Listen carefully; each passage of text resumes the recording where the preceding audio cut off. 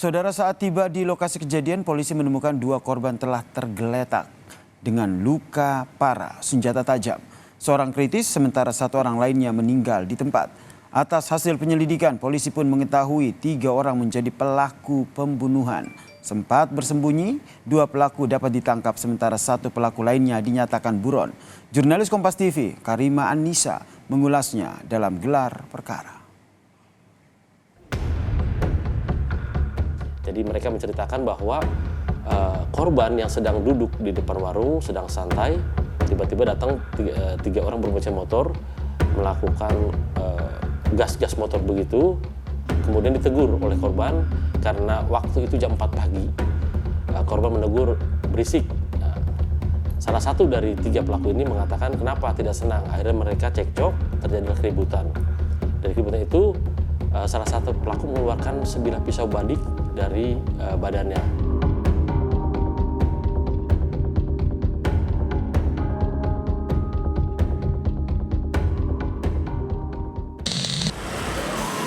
Disinilah tempat terjadinya pembunuhan, tepatnya di Koja, Jakarta Utara. Hal ini bermula dari salah seorang pembeli rokok yang menegur 3 pemuda lainnya yang dirasa telah mengganggu ketertiban di jalan. Lalu 3 pemuda tersebut tidak diterima atas teguran itu. Lalu tanpa berpikir panjang, 3 pemuda tersebut langsung mengeroyok sang penegur tadi. Melihat adanya kericuhan dan keributan yang terjadi, datanglah salah satu penegur lainnya yang mencoba untuk melerai kericuhan tersebut. Tetapi nasib berkata lain, justru sang pelerai tewas di tangan pelaku.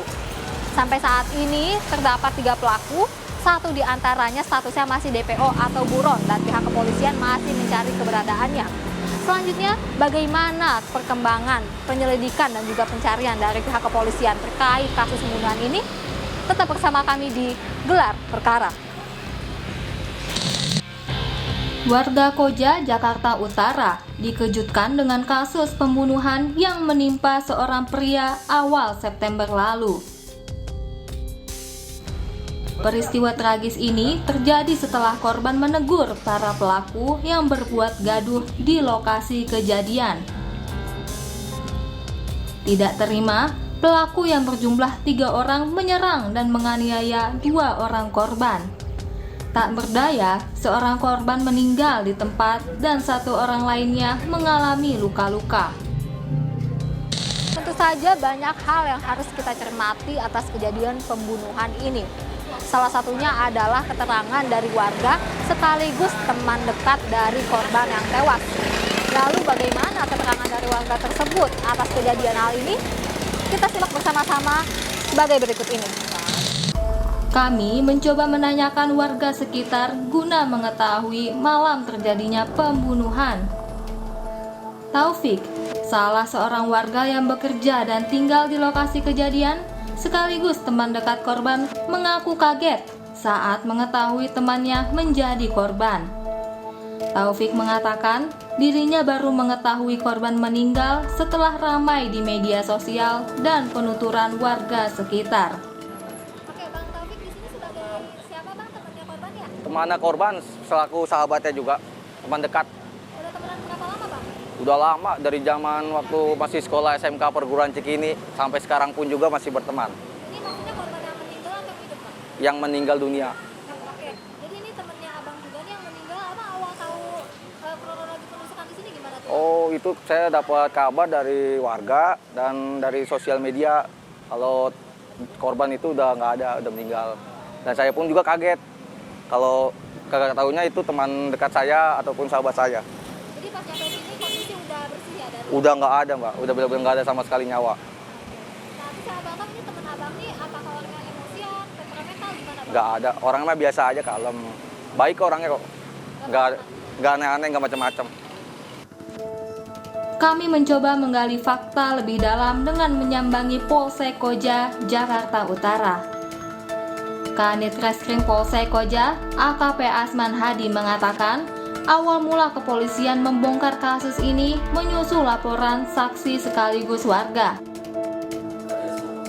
Saksi mengatakan, kejadian berlangsung jelang subuh sekitar pukul 4 pagi.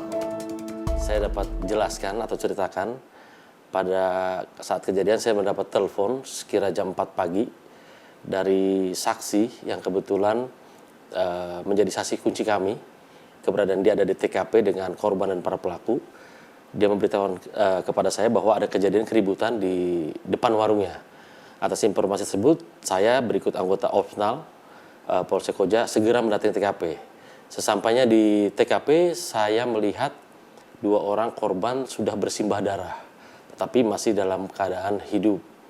Yang satu kritis dan yang satu masih bisa saya tanya-tanya atau saya interogasi. Yang satu lagi? Sedang satu kritis, jadi sempat masih ada napasnya, tidak selang berapa lama korban ini meninggal dunia di lokasi TKP. Karena saya melihat di TKP banyak darah yang keluar dari tubuh korban. Jadi bisa dibilang kalau korban yang meninggal ini karena pendarahan ya Pak ya? Nah yang ditemukan dari pihak rumah sakit itu pendarahan seperti apa tepatnya dan karena apa? Jadi setelah di TKP kami menghubungi pihak medis atau ambulan untuk segera melarikan ke rumah sakit. Setelah di rumah sakit baru kita ketahui bahwa korban yang meninggal dunia ini mengalami luka tusuk di bagian paha sebelah kiri. Setelah itu kemudian kami bawa jenazah korban ke Rumah Sakit Keramat Jati untuk dilakukan otopsi. Keterangan lain yang disampaikan pihak kepolisian, motif pelaku membunuh korban adalah karena pelaku tidak terima ditegur karena motor yang dipakai mengganggu kenyamanan di sekitar lokasi kejadian. Polisi pun telah menyita sejumlah barang bukti seperti bongkahan batu dan sebuah botol yang diduga digunakan untuk menganiaya korban serta sebuah senjata tajam yang digunakan untuk membunuh korban. Barang bukti lainnya dong? Adakah pisau atau seperti apa yang Bapak temukan? Untuk di TKP kami menyita batu yang dibuat alat memukul kepada korban, terus pecahan botol. Sedangkan senjata tajamnya berupa sebilah badik kami sita dari rumah tersangka. Sebilah apa tadi Pak? Sebilah pisau badik. Sebilah pisau badik. Ya. Nah ini berarti pelaku sudah, dia ketika datang ke tempat itu sudah membawa pisau badik itu dong Pak? Itu bagaimana Pak? Apakah Bapak tahu bagaimana pelaku bisa motifnya seperti apa sampai harus membawa pisau kemana-mana? Apakah ini juga termasuk salah satu kelompok kejahatan? Itu seperti apa Pak? Jadi setelah pelaku kami tangkap dan kami lakukan pemeriksaan, pertama kami menanyakan motif ataupun permasalahan apa yang terjadi antara kedua belah pihak ini. Jadi mereka menceritakan bahwa korban yang sedang duduk di depan warung, sedang santai, tiba-tiba datang tiga orang berboncengan motor, melakukan gas motor begitu, kemudian ditegur oleh korban karena waktu itu jam 4 pagi. Korban menegur berisik. Nah, salah satu dari 3 pelaku ini mengatakan kenapa tidak senang. Akhirnya mereka cekcok, terjadi keributan. Dari keributan itu salah satu pelaku mengeluarkan sebilah pisau badik dari badannya. Kemungkinan pelaku ini sudah membawa pisau badik ini. Apakah ini bisa disebut sebagai kelompok kejahatan atau masih belum teridentifikasi? Untuk sementara ini kejadian spontan, artinya tidak direncanakan. Saya rasa keberadaan dia membawa pisau badik masih kita dalami apakah untuk menjaga diri, apa mereka memang pelaku-pelaku yang merasakan selama ini. Kini, 2 di antara 3 pelaku telah ditangkap.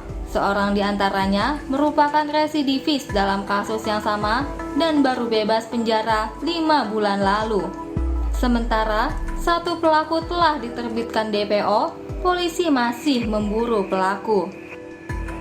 Ketiga pelaku akan dijerat pasal penganiayaan hingga pembunuhan dengan ancaman 15 tahun penjara. Dari 3 pelaku ini kami berhasil melakukan penangkapan terhadap 2 orang, pelaku utama dan yang ribut, jadi yang melakukan pengeroyokan. Sedangkan salah satu pelaku temannya dari 2 orang ini masih melarikan diri dan tetap kita berupaya untuk mencari dan menangkap. Dan kita juga sudah menerbitkan DPO, daftar pencarian orang terhadap pelaku yang melarikan diri ini.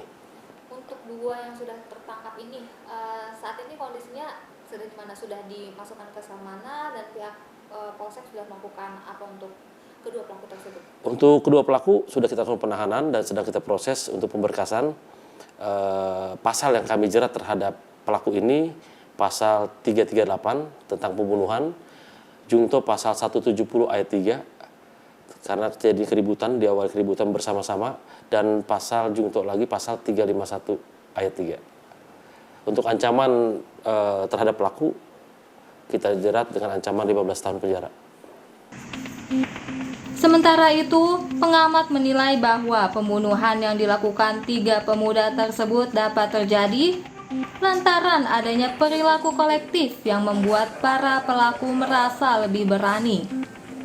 Tidak hanya itu, bahkan kejadian seperti ini dinilai hal yang tidak dapat dihindari dalam hidup bersosial.